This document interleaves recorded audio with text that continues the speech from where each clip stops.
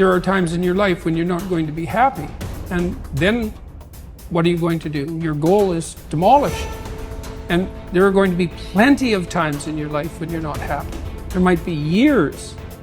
And so it's a shallow boat in a very rough ocean. Without a plan, you're gonna stay right where you are. It's time for you to make a move.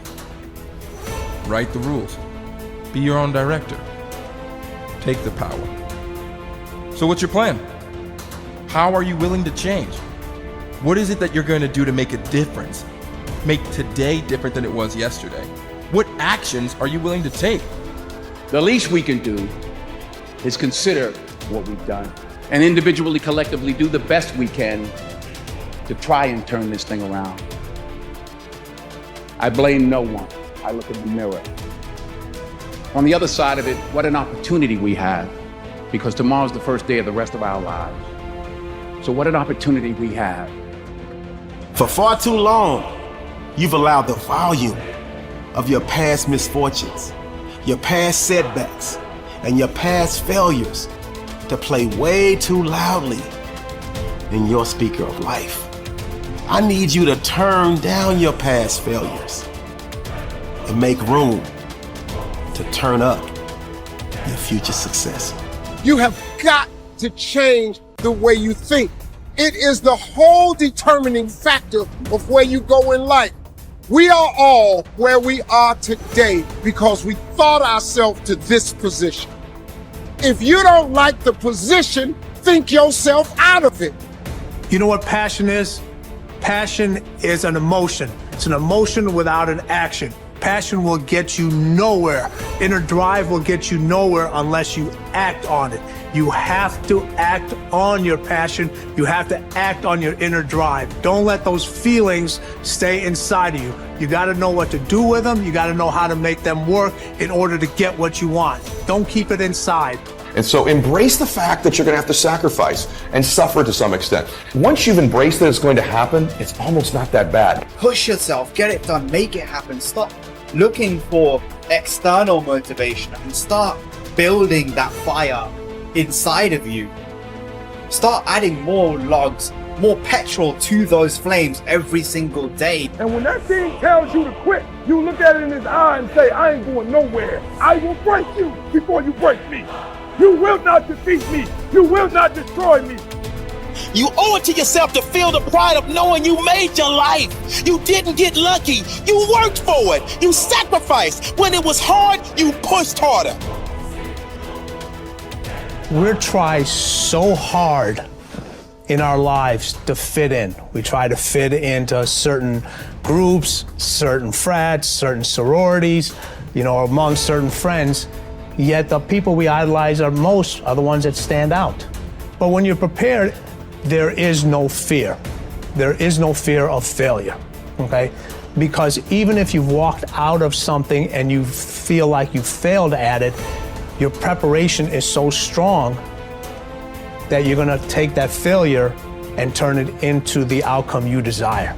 And most people stop at failure, okay? We've all failed at things.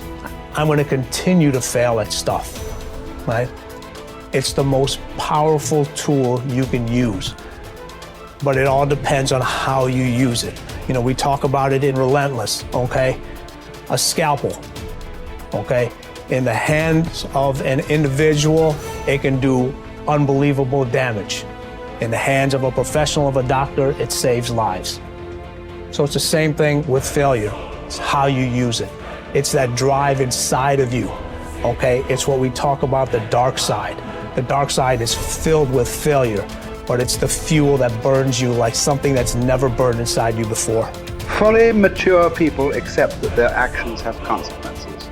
A fully functioning adult knows that he or she can choose an action, but once the action is taken, both predictable and unpredictable consequences will follow.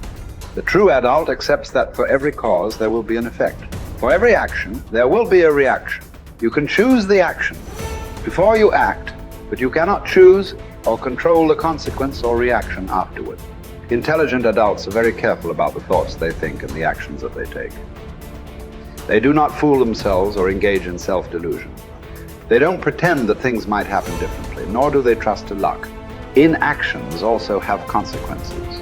What are called crimes of omission are often more serious to your long-term prospects than the mistakes you make. Omitting to think through your values, set clear goals, make plans, commit to excellence, and so on, can be disastrous to your possibilities of great success. The starting point of success is the acceptance of reality. What cannot be cured must be endured. Often people will come to me with challenges they are facing, and I will ask them this simple question: is this a problem or is this a fact? If it's a problem, it's amenable to a solution. There is something that you can do to change it. If you are not happy with the situation, it is up to you to go and do whatever you can to resolve it. A fact, however, is different from a problem.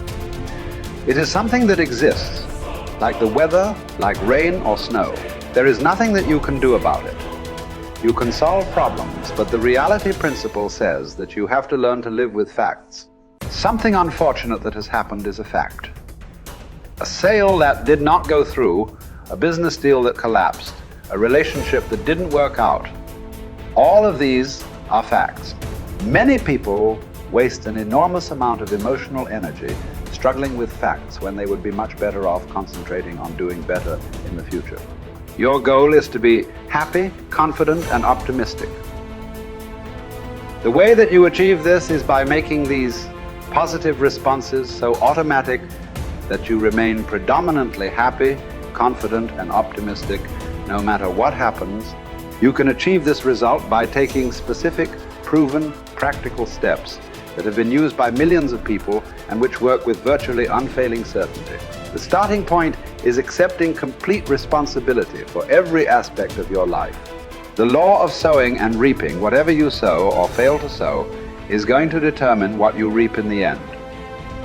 The law of accumulation reminds us that everything counts. Every positive step you take is moving you toward building a great life for yourself. Every positive word or thought or image is deepening your belief and increasing your confidence in your ability to achieve wonderful things. Finally, remember the law of reversibility. If you act in a manner consistent with high performance and high self-confidence, those very actions will generate the feelings consistent with them. Every positive, constructive action that you take in the direction of your dreams and goals will reinforce your belief in yourself and in your ability to accomplish your ideals. The challenge for building good habits and breaking bad ones is often finding a way to pull the long-term consequences of your bad habits into the immediate moment. So you feel a little bit of pain right now and want to avoid it. And the long-term rewards of your good habits into the immediate moment so that you have a reason to repeat it again in the future. Each behavior casts a vote for the type of person that you want to become. And if you cast enough votes for that type of identity, you start to believe that about yourself, right? Like if you go to church for 20 years, you believe that you're religious. You study Spanish every Tuesday for 30 minutes, you believe that you are studious. So in that way, your habits provide evidence of your desired identity. And I think that that is probably the ultimate reason that habits are so important. It's true, like habits can help you earn more money or be more productive or lose weight. And all that stuff is great. But in addition to the external results that habits provide, they also shape your sense of self. They are the engine or the avenue through which you learn to believe things about yourself. You have to have just one thing in mind: keeping on track, closing out all the noise and the clutter that gets in your way. You've got to identify your target. Let nothing stand in your way. You've got to keep your eye on the target until you've released the arrow. Let nothing capture your attention unless it's in the best interest of your ambition. If you don't keep your mind on what you're doing, if you don't keep focused on the task at hand, it could slip right on by you. Wherever you are, be there. Whatever you're supposed to be doing for the moment, do it. You can't be thinking of everything you have to do at one time, all the time. You have to concentrate on just one thing at a time. One project, one job. You have to take it one task at a time and complete it. Do what you've set out to do. Keep your mind only on that one task. Why? If you don't, you won't accomplish anything. Concentration takes a lot of discipline. It takes a lot of discipline to demand privacy, to keep the do not disturb sign on your door while you're in the middle of an important job. It takes a lot of discipline not to answer the phone every time it rings at home. That's why they make voicemail and answering machines, so you don't have to answer the phone every time it rings. Your family will appreciate an uninterrupted dinner hour. Your night work will get done a whole lot faster. Concentrate on the work at hand and demand of yourself the discipline to stay focused.